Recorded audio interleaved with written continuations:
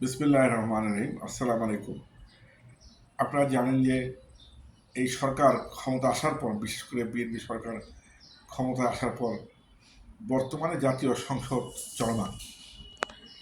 জাতীয় সংসদে যে বিষয়টি নিয়ে বিরোধী দল বারবার ওয়াকআউট করছে বা সংসদ বর্জন করছে, সেটা হচ্ছে জুলাই সনদ বাস্তবায়ন। আপনারা জানেন যে 24শে জুলাই আন্দোলন, শেখ হাসিনার পতন বাংলাদেশের রাজনৈতিক ইতিহাসে একটি স্মরণীয় অধ্যায়। কিন্তু এই শেখ হাসিনার পতনের সাথে 52-এর ভাষা আন্দোলন বা 71-এর স্বাধীনতা যুদ্ধ বা 69-এর গণঅভ্যুত্থান, এগুলোকে আসলে কোনো অবস্থায় তুলনা করা যাবে না। আমি মনে করি যে বিএনপি 52-এর ভাষা আন্দোলনে বিশ্বাসী, 69-এর গণঅভ্যুত্থানের চেতনায় বিশ্বাসী, 71-এর স্বাধীনতা চেতনায় বিশ্বাসী, সিপাহী জনতার বিপ্লবে বিশ্বাসী এবং 24-এর 5ই আগস্ট যে আন্দোলন সংগ্রামের মাধ্যমে শেখ হাসিনার পতন হয়েছে, একটি নূতন বাংলাদেশ গড়ার চেতনায় বিএনপি বিশ্বাস। জুলাই সনদ যখন স্বাক্ষরিত হয়, বিএনপি প্রথম এতে স্বাক্ষর করে। তখন কাউকে কাউকে উপস্থিত থাকতে দেখা গেলেও তারা এই সনদে স্বাক্ষর করে নাই। বিএনপি জুলাই সনদের স্বাক্ষরের ব্যাপারে বিশ্বাসী এবং যে বিষয়গুলো আপনার বিএনপি সমর্থন দিয়েছে, সেগুলো অবশ্যই বিএনপি বাস্তবায়ন করবে। আর যে বিষয়গুলোর প্রতি বিএনপির অনাস্থা আছে বা যে বিষয়গুলোর প্রতি বিএনপির সায় নেই, সেগুলো কোনো অবস্থায় বিএনপি আপনার বাস্তবায়ন করবে না। কারণ এগুলো বাংলাদেশের পরিবেশের সাথে বা বাংলাদেশের প্রেক্ষাপটের সাথে সামঞ্জস্যপূর্ণ নয় বলে আমরা মনে করি।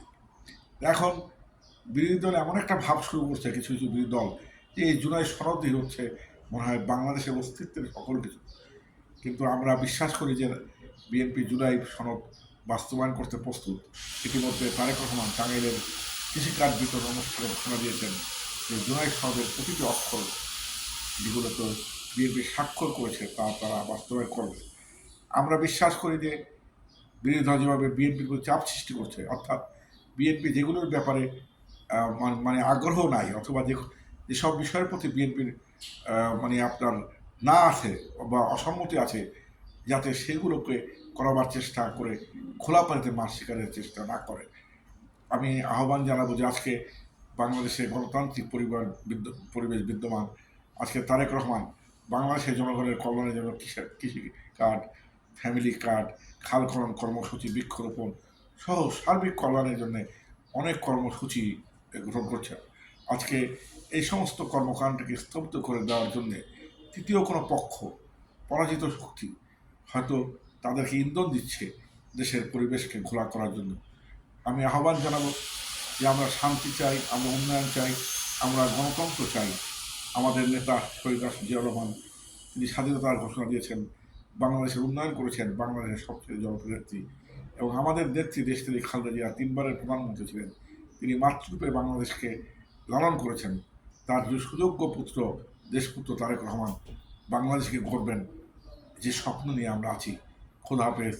বাংলাদেশ জিন্দাবাদ। আল্লাহ হাফেজ।